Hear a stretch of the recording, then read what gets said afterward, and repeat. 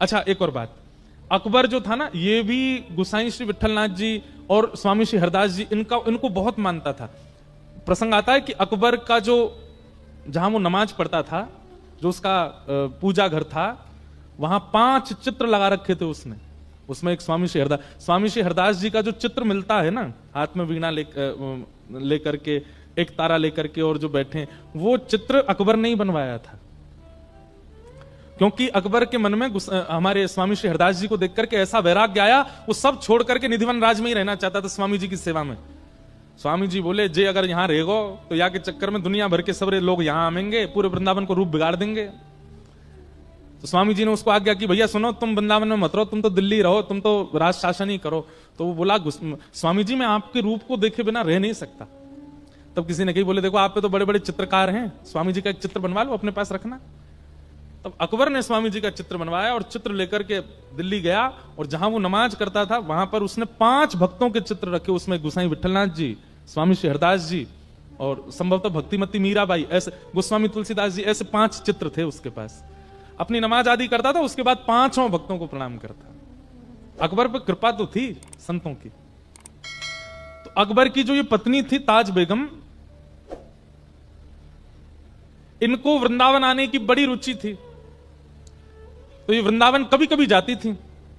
एक बार इन्होंने जाकर के गोसाई श्री विठलनाथ जी से कहा, ऐसा कोई मंत्र दे दीजिए कि मेरे पति मेरे वश में हो जाएं, और वश में करके मुझे कुछ और नहीं करना, बस उनसे यह कहलवा देना कि तुम सदा के लिए वृंदावन चली जाओ। ऐसा कोई ताबीज बना दो, गंडा बना दो, मंत्र दे दो, जिससे मेरे पति मेरे वश में हो जाएं। तो गोसाई श्री विठलनाथ जी ने भोजपत्र पर कुछ लिखा और लिख करके उसको ताबीज में डाल करके और ताज बेगम को पहना दिया।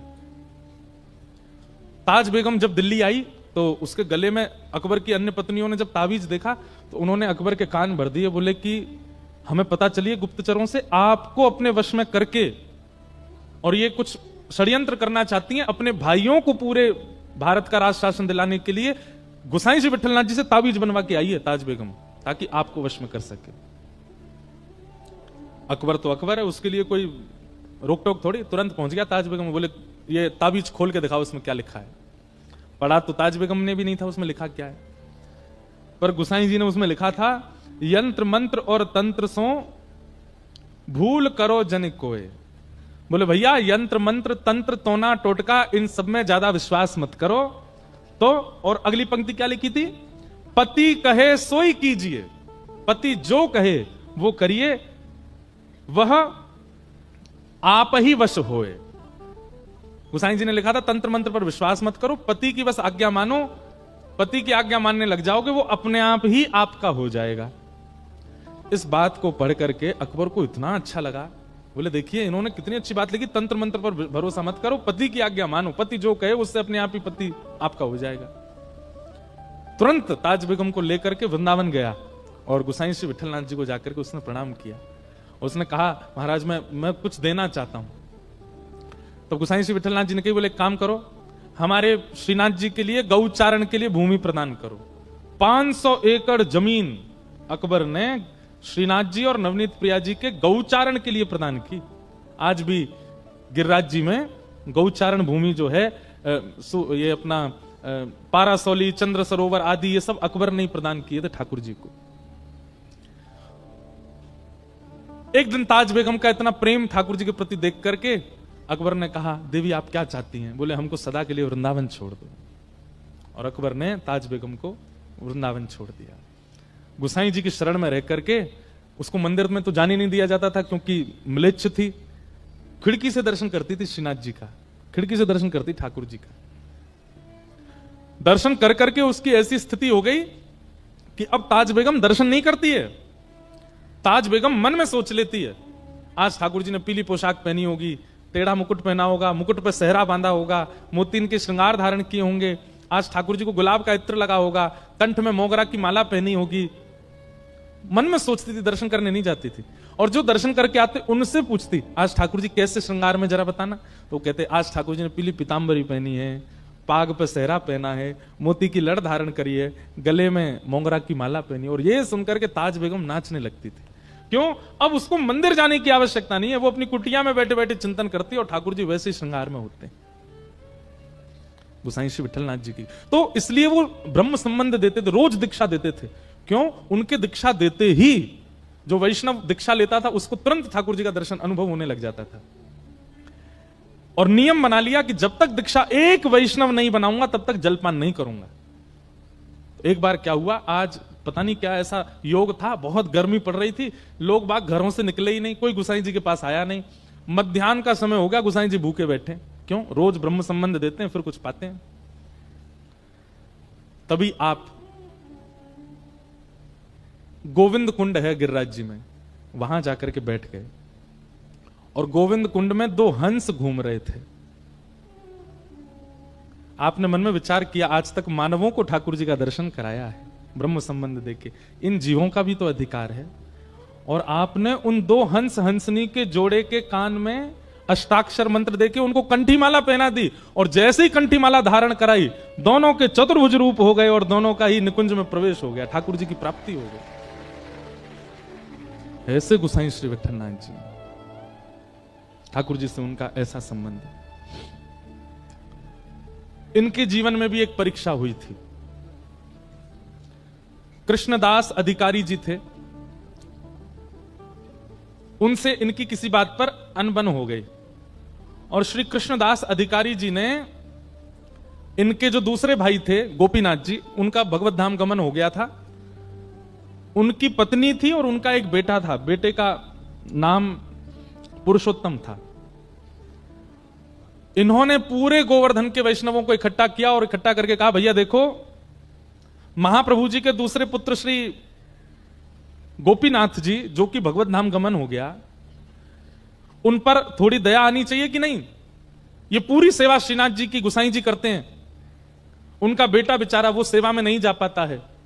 आप सब लोगों को आवाज उठानी चाहिए और गोपीनाथ जी की पत्नी और उनके बेटे को ठाकुर जी की सेवा का अधिकार मिलना चाहिए। तो कई लोगों ने इस बात का समर्थन किया और समर्थन के भाव से गोसाई श्री विठलनाथ जी को ठाकुर जी से कुछ समय के लिए दूर कर दिया।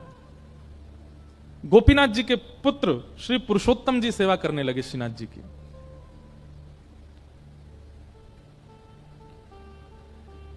सेवा से दूर किया, गोसाई श्री विठलनाथ जी उसमें राजी थे, कोई बात नहीं। लेकिन कृष्णदास अधिकारी जी ने यह नियम बना दिया कि आप मंदिर ही नहीं आओगे, ठाकुर जी का दर्शन भी नहीं करोगे। अच्छा, ये सब लीला श्रीनाथ जी ने ही प्रकट की थी। हमने एक बात कही ना, ठाकुर जी सीधो सीधो तो कछु चलन देंगे ही नहीं, कछु ना कछु परीक्षा तो सबकी कराते ही कराते हैं। ठाकुर जी पूरे विश्व को बताना चाहते हैं कि गोसाई जी का प्रेम कैसा है, इसलिए वियोग का ये एक नाट्य किया गया और कृष्णदास जी ने ठाकुर जी से गोसाई श्री विठलनाथ जी को दूर कर दिया। गोसाई श्री विठलनाथ जी गोवर्धन से थोड़ी दूर पारासौली में रहने लगे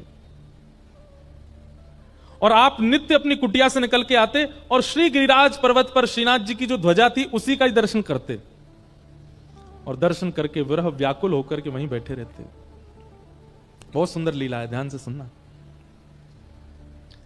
किते दिन वे जुगे बिन देखे, किते दिन वे जुगे बिन देखे, किते दिन वे जुगे बिन देखे, किते दिन वे जुगे बिन देखे। श्री कुम्मनदास जी का ये पद है। कुम्मनदास जी गाते हैं कब? जब ठाकुर जी को देखे बगैर 5 मिनट निकले थे बस। गुरुदेव की आज्ञा से ठाकुर जी से थोड़ा दूर जाना पड़ा कुम्मनदास जी को, केवल 5 मिनट निकले थे ठाकुर जी को देखे बगैर और श्री कुम्मनदास जी इस पद को गाने लगे। किते दिन वे जुगे बिन देखे, किते दिन वे जुगे। हम लोगों को महीना महीना निकल जाता ठाकुर जी को देखे बगैर, हम रह लेते हैं, लेकिन कुम्मनदास जी को 5 मिनट दूर किया गया ठाकुर जी से और कुम्मनदास जी रोते रोते गाने लगे, कितने दिन हो गए ठाकुर जी को देखे बगैर। किनको देखे बगैर? तरुण किशोर रसिक नंद नंदन, तरुण किशोर रसिक नंद नंदन, कछुक उठत मुख रेखे, कछुक उठत मुख रेखे। इस भाव को अगर आप समझ जाओ तो आप शहंशाह हो। हम बात कह रहे हैं, इस भाव को अगर आप समझ जाओ तो आप शहंशाह हो। क्या? कछुक उठत मुख रेखे। बोले कैसे हैं ठाकुर जी? बोले तरुण किशोर, युवा हैं, छोटे से 7-8 वर्ष के हैं ठाकुर जी। तरुण किशोर रसिक नंद नंदन। नंद नंदन कैसे? बोले तरुण किशोर हैं। कछुक उठत मुख रेखे। 8-9 वर्ष का बालक जो होता है उसकी दाढ़ी मूछ नहीं आती, पर अगर आप उसको बहुत पास से देखेंगे ना तो स्वर्ण कलर, जैसे स्वर्ण का रंग होता है ना, उस रंग के कुछ उसके थोड़े केश निकल आते हैं मुखमंडल पर। वो दिखाई नहीं देते। कोई बहुत प्रकाश करके देखो, तिरछी आड़ी लाइट करके देखो, तब जाकर के वो थोड़े वो केश के अंग दिखाई देते हैं। कुम्मन दास जी कह रहे हैं, बोले नंद नंदन को देखे बगैर और उनके मुखमंडल पर प्रकट जो वो छोटे श्वेत वर्ण के जो केश हैं वो देखे बगैर, कछुक उठत मुख रेखे। दाढ़ी मूछ नहीं आती ठाकुर जी को, पर वो रेखाओं का दर्शन भी कुम्मन दास जी को हो जाता है। कितनी बड़ी दर्शन की भाव हमको होते हैं। हमें तो कछु ना आया हुआ है, हम तो बस सुन वेले में ही सीमित हैं। वह शोभा वह कांति वदन की, वह शोभा वह कांति बदन की। कैसी लगती है? ऐसा मन करता है कि कोटिक चंद विशेखे, कोटिक चंद विशेखे। करोड़ों चंद्रमाओं को मुट्ठी में लेकर के ठाकुर जी पर वार दूं, इतने सुंदर लगते हैं। किते दिन वे जुगे बिन देखे,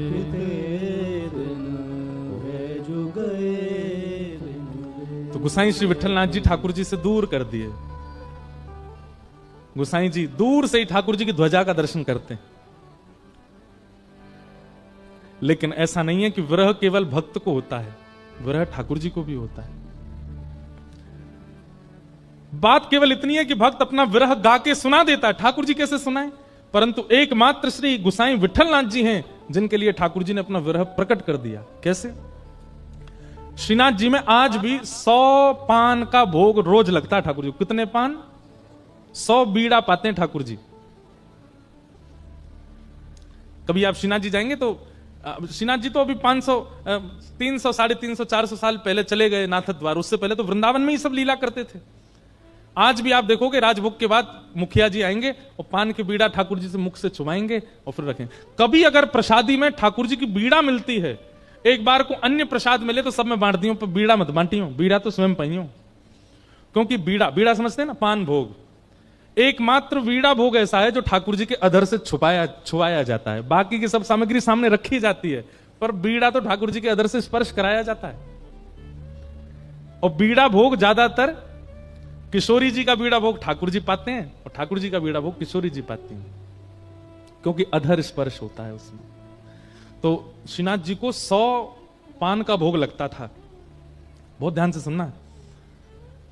तो एक रामदास भीतरिया करके सेवा करते थे श्रीनाथ जी के आसपास।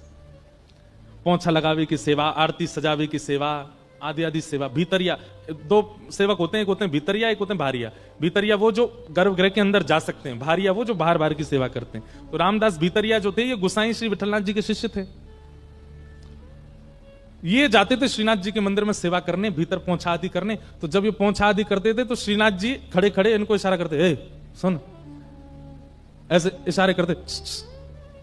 अब ये आवाज कहां से आ रही है? फिर ठाकुर जी कह रहे हैं, अब ये ऊपर देखे ठाकुर जी को, ठाकुर जी ऐसे खड़े हैं, आसपास कोई है नहीं, भाई आवाज कौन करता है? एक बार तो घबरा गया, हुआ आ गो मंदिर में। लेकिन फिर ठाकुर जी ने इसको ऐसे बौं मटका के इशारा किया। रामदास तो अरे अरे जय जय, आप बुला रहे हैं मुकू। ठाकुर जी ने फिर इसको प्रत्यक्ष, ठाकुर जी लीला सबके सामने नहीं करते हैं, परंतु रामदास के द्वारा गोसाई जी को संदेश भेजना है, इसलिए ठाकुर जी लीला कर रहे हैं। जय जय, आप कछु आज्ञा कर रहे हैं। तो ठाकुर जी के बगल में जो मसनद रखी जाती है ना, उन पर ठाकुर जी के मुख पहुंचने का एक रूमाल रखा जाता है। ठाकुर जी ने ऐसे नजर घुमा के रूमाल की ओर इशारा किया कोई था नहीं मंदिर में, 2-4 लोग दर्शन कर रहे थे। इसने धीमे से वो रूमाल उठाया और रूमाल खोल के देखा तो ठाकुर जी जो 100 पान खाते थे उसकी जो पीक निकलती थी, उस पीक से ठाकुर जी ने पत्र लिखा था गोसाई श्री विठलनाथ जी के लिए। और वो पत्र लिखा था, उसमें प्रथम ही ठाकुर जी ने लिखी है, रामदास पत्र मत पढ़ियो, ले जाके गोसाई जी को दे दे। रामदास के तो नेत्र सजल हो गए, ठाकुर जी लीला करते। और रोज रामदास क्या करता, 2 रूमाल रखता, एक तो वहां पधरा देता और एक वहां से उठा के जेब में धर के ले जाता और गोसाई जी के पास जातो, गोसाई जी आज ठाकुर जी ने कृपा के, बोले हाँ प्रसाद भेजा होगा दे दो। नहीं प्रसाद नहीं, आज तो पत्र भेजा है। गोसाई जी ने जैसे ही वो रूमाल खोल करके देखा, ठाकुर जी ने अपनी पीक से जो पान की लाल लाल निकलती वहां से ठाकुर जी ने पत्र लिखा। और उस पत्र में ठाकुर जी अपना प्रेम उद्गार प्रकट करते हैं। और क्या कहते हैं, वो पंक्ति तो मुझे याद नहीं, पर ठाकुर जी ने पत्र लिख करके गोसाई जी से कहा, मेघ तो समय आने पे बरसेगो। मतलब मेघ तो समय आने पे बरसेगो। मेघ हमेशा नहीं बरसते, जब समय आता तब बरसता है। तो मानो गोसाई जी से कह रहे हैं प्रतीक्षा करो, समय जल्दी आएगा जब मेरा प्रेम आप पे बरसेगा। तो गोसाई जी हैं। गोसाई जी ने एक पत्तल पर दूसरा पत्र लिखा और पत्र लिख करके रामदास से बोले जाओ ठाकुर जी को दे दो। और गोसाई जी ने क्या लिखा, बोले मेघ तो समय आने पे बरसेगा, पर चातक पक्षी जानते हैं नाम, एक तो आजकल लोग जानते नहीं, इतनी व्याख्या करनी पड़ती है। चातक पक्षी जो होता है वो पूरे साल प्यासा रहता है। उसका नियम है वो नदी का पानी नहीं पिएगा, वो पोखर तालाब का पानी नहीं पीता। चातक पक्षी जो होता है वो पहली वर्षा होती है और उसका जब बिंदु गिरता है उसी का जल पीता है, उसको कहते हैं चातक। और चातक पक्षी का नियम होता है वो चहकता कैसे है, प्यासा हूं। जो पहाड़ों में रहते हैं, हिमाचल के लोग होंगे, कश्मीर, उनको चातक पक्षी की आवाज आती होगी सुबह, प्यासा हूं, वो ऐसे ही बोलता है। तो ठाकुर जी ने पत्र लिख करके भेजा, मेघ तो समय आने पे बरसेगा। गोसाई जी ने पत्र लिख करके भेजा, मेघ तो समय आने पे बरसेगा, पर चातक अपनी पुकार क्यों छोड़े, चातक तो पुकारेगा। मेघ चाहे जब बरसे, पर चातक प्यासा हूं ये तो गाएगा ना। श्याम घन कब बरसे गो आए, श्याम घन कब बरसे गो। हमारे भारत में हनुमान प्रसाद पोद्दार जी, पूज्य भाई जी, उनका ये पद है। सब लोग बहुत ध्यान से सुनो, बहुत अच्छा पद है। अब हम बस ये पद गा करके फिर कथा को विश्राम देंगे। सब लोग गाना मेरे साथ। श्याम घन कब बरसे गो आए, श्याम घन कब बरसे गो आज, श्याम घन कब बरसे गो आज, श्याम घन कब बरसे गो आज, श्याम घन कब बरसे गो आज, श्याम घन कब बरसे गो आज। कब यह हृदय संताप मिटे गो, कब यह हृदय संताप मिटे गो, कब यह हृदय संताप मिटे गो, कब यह हृदय संताप मिटे गो। विरह निदाग निसाए,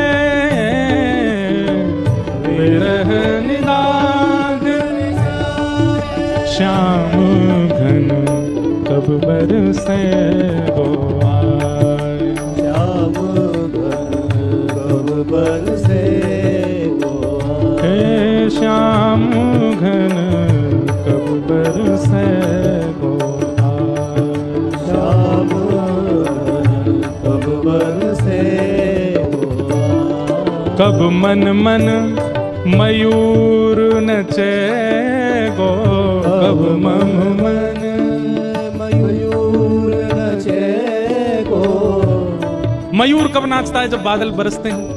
कब मम मन मयूर नचे गो, कब मम मन मयूर नचे गो, उर आनंद न समाए, उर आनंद न समाए, कब चित चातक चहक उठेगो, कब चित चातक उठेगो, कब चित चातक चहक उठेगो, कब चित चातक चहक उठेगो, श्याम प्रेम जल पाए पाए, श्याम प्रेम जल पाए, श्याम घन कब बरसे हो आए, श्याम घन कब बरसे गो, हे श्याम घन कब बरसे हो आए, श्याम घन कब बरसे गो, श्याम मिलन बिन कछु नहीं भावे, श्याम मिलन बिन कछु नहीं भावे, कछु नहीं मोहे समा, हाँ कछु नहीं मोहे सुहावे, हाँ कछु नहीं मोहे सुहावे,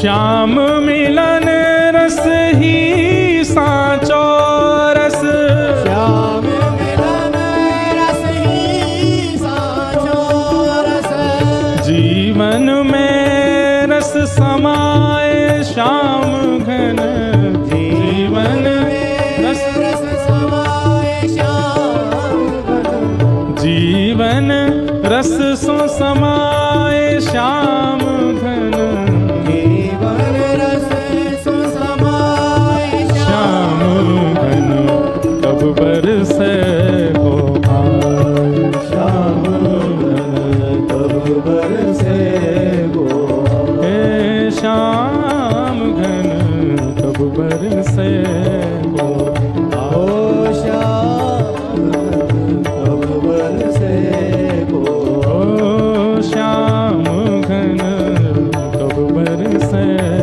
हो आए, श्याम घन कब बरसे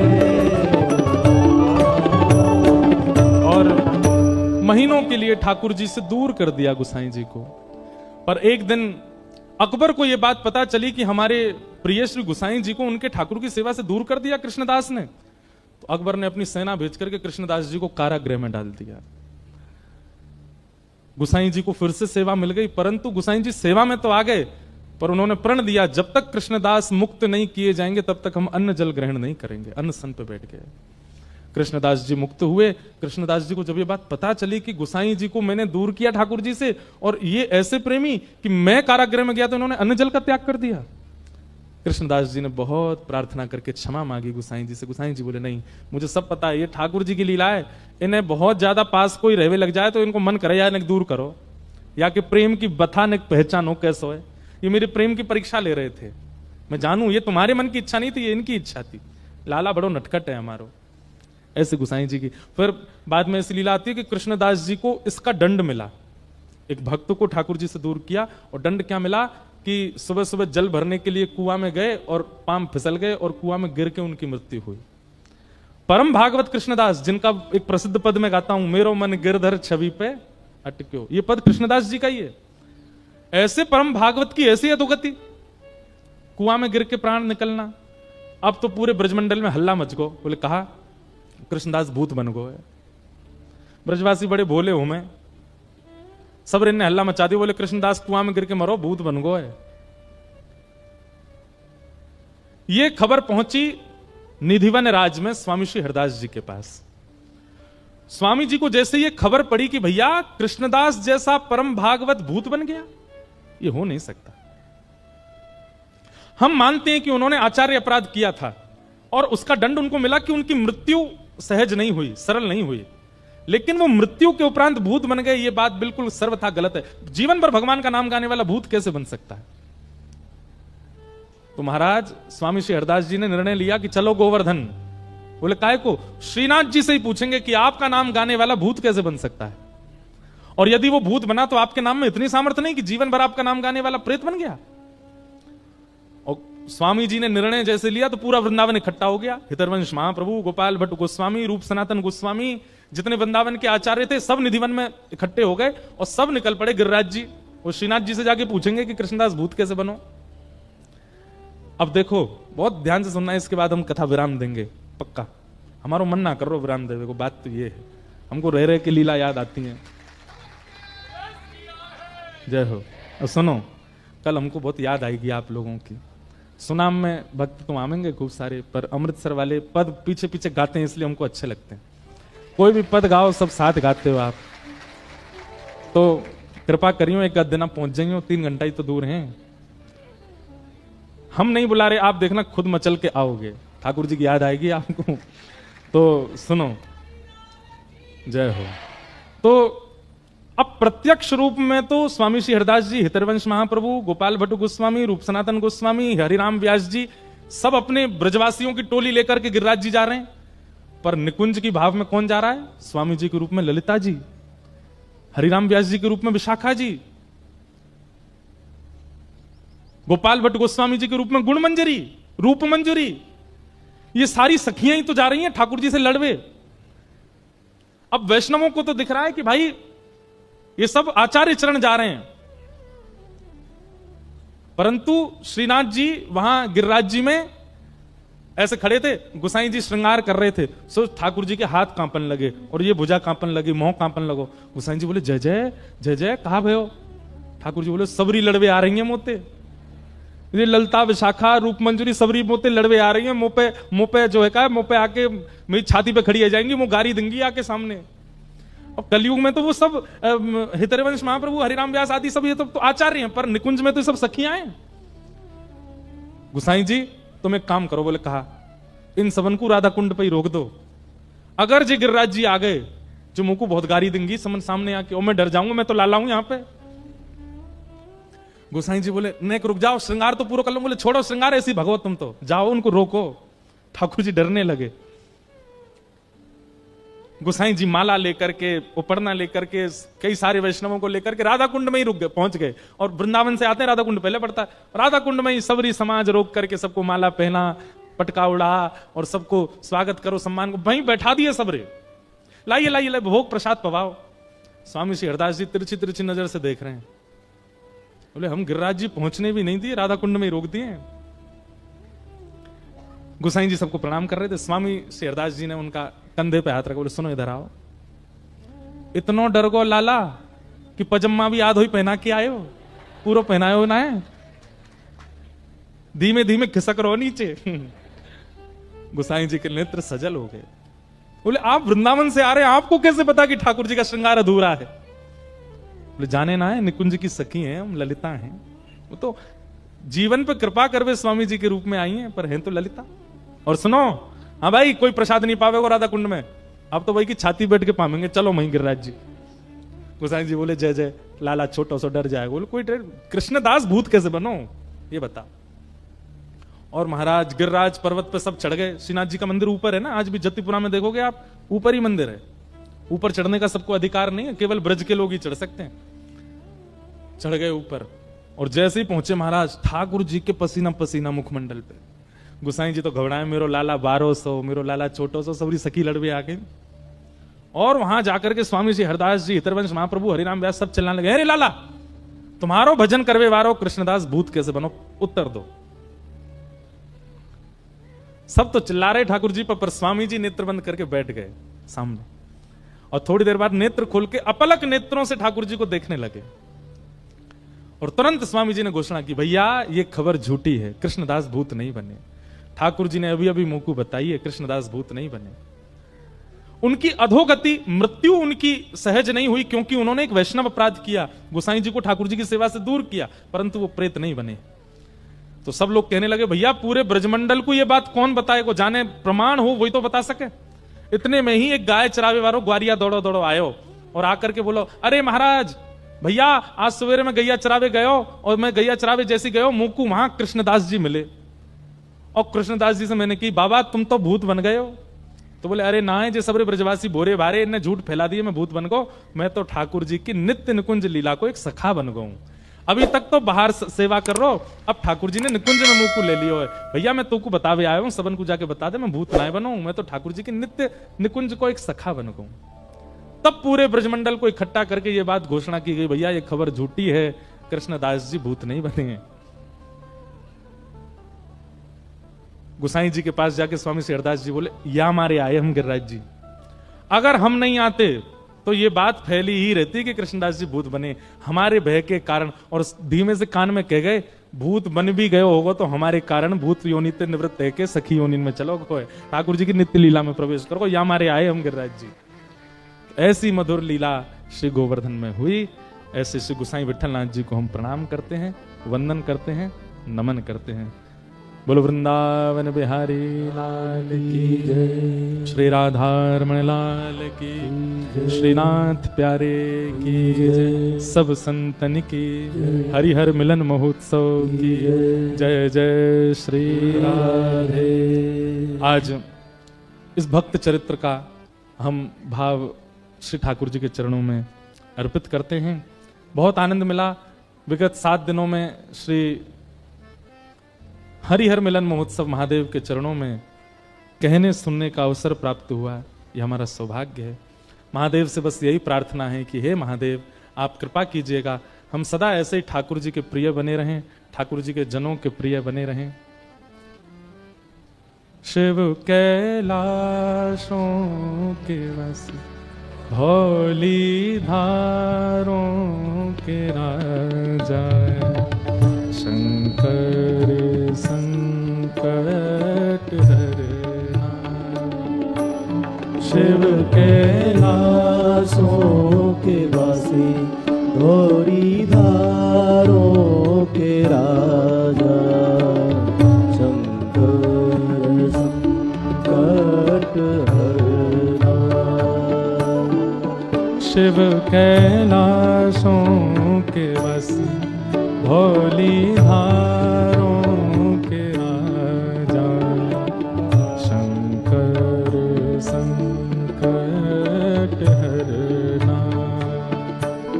शिव कैलाशों के वासी धोरी धारों के राजा, शंकर संकट हरना। ओम नमः शिवाय, ओम नमः शिवाय। गाइए सब लोग। शिवाय, ओम नमः शिवाय। ओम गोपेश्वराय, श्री गोपेश्वराय।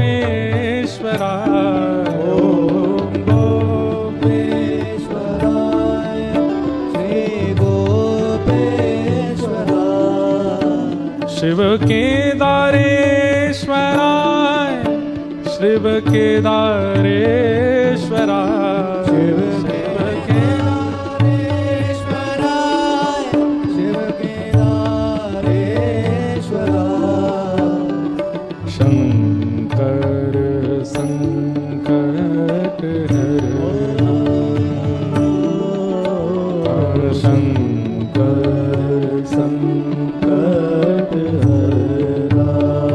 ओ शिव कैलाशों के वासी भोली धारों के राजा, शंकर संकट हरना। ओ शिव कैलाशों के वासी गौरी धारों के राजा, शंकर संकट हरना। महादेव से प्रार्थना ऐसे ही आप सबके चित्त में भक्ति भाव बना रहे। क्या लिखा है आपने? धन्यवाद। धन्यवाद कह रहे हैं भैया, आपको भी बहुत बहुत धन्यवाद। आप आए, धूप में खड़े रहे। ये देखो, ये हमारे पिताजी का चित्र बना के लाएंगे, कोई श्री जी का चित्र। अब देखो, आप लोग जहां हो वहीं खड़े रहना। आप लोग कोई एक व्यक्ति इनसे सब जो जो लाए हैं सामग्री कोई इकट्ठी करके हम तक पहुंचा दो, क्योंकि हम वहां आए तो फिर शिकायत होगी आपके लोग धक्का दे रहे हैं, जो कर रहे हैं। इसलिए आप लोग ही अपनी सामग्री दे दो और हम श्री अब देखो समय हो गया है, हमको भी कहीं निकलना है।